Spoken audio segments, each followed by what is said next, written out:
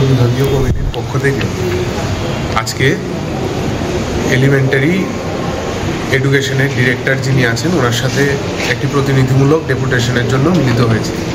মূলত বিষয় হচ্ছে, আমরা সংবাদ মাধ্যমের দ্বারা জানতে পেরেছি যে গতকালকে একটি ক্লাস 2তে পড়ুয়া ছাত্রী ক্ষুদিরাম বসু স্কুলের মধ্যে স্কুলে একটা প্রোগ্রাম চলছিল, সেই প্রোগ্রাম চলাকালীন সে সানস্ট্রোক করেছে এবং সানস্ট্রোক করার কারণে তাকে তৎক্ষণাৎই হাসপাতাল নিয়ে যেতে হয়েছে এবং পরবর্তীতে সেই ছাত্রী মৃত্যুবরণ করেছে।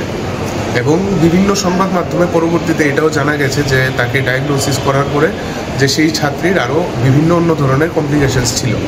কিন্তু আমরা ডেপুটেশন দিয়েছি যে সেই ছাত্রীটার যখন অসুস্থতা বোধ করছিল সেই ছাত্রী, তখন সে স্কুলের শিক্ষক শিক্ষিকা মহোদয়দেরকে জানিয়েছিল যে সে অসুস্থ বোধ করছিল, কিন্তু সেরকম ধরনের কোনো অ্যাকশন সেইভাবে নেওয়া হয়নি, যার কারণে সেই বাচ্চাটা হয়তো সানস্ট্রোক করে ফেলেছে। আমরা ডিরেক্টর সাহেবের কাছে ডেপুটেশন দিয়ে সেরে আমরা এটাই আবেদন জানিয়েছি যে স্কুলের শিক্ষক শিক্ষিকারা যারা আছেন ওনারা যাতে আরেকটু সহৃদয় হন, শিশুদের প্রতি যাতে তাদের কেয়ারটা যাতে আরেকটু বেশি হয় এবং এরকম ধরনের ঘটনা যাতে পুনরাবৃত্তি না হয়, তার জন্য আমরা মনে করি যে শুধুমাত্র স্কুল কর্তৃপক্ষ না, এটা এডুকেশন ডিরেক্টর এবং শিক্ষামন্ত্রী সহ গোটা সমগ্র যেই ডিপার্টমেন্ট আছে প্রত্যেকেরই এই জিনিসগুলো খতিয়ে দেখা দরকার।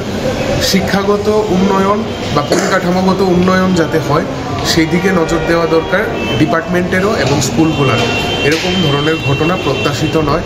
একটা ছাত্রী সে ক্লাস 2তে পড়ে, ক্লাস 2তে পড়ুয়া সেই ছাত্রী মৃত্যুবরণ করেছে, সেটা অত্যন্ত বেদনাদায়ক আমাদের কাছে। তাই আমরা এসএফআই সদর বিভাগীয় কমিটির পক্ষ থেকে আজকে অধিকর্তা যিনি আছেন সাহেবের সাথে আমরা দেখা করেছি এবং তার পাশাপাশি সুকান্ত একাডেমি একটি স্কুলের মধ্যে আরেকটি ঘটনাও আমরা নজরে আসলো যে একটি ছাত্র জল মনে করে সে অ্যাসিড পান করে ফেলেছে এবং তার কারণে তাকে হাসপাতালে চিকিৎসার জন্য নিয়ে যাওয়া হয়েছে এবং গুরুতরভাবেই সেই ছাত্র অসুস্থ। সেই জিনিসগুলো যাতে স্কুল কর্তৃপক্ষ আরেকটু নজরে রাখে এবং এই জিনিসগুলো নজরে রেখে যাতে এই ঘটনাগুলোর পুনরাবৃত্তি না হয়, তার জন্য স্কুল কর্তৃপক্ষ এবং অধিকর্তার প্রত্যেকেরই নজর একটু বাড়ানো দরকার বলে আমরা ভারতের ছাত্র ফেডারেশন প্রতিনিয়ত মনে করি।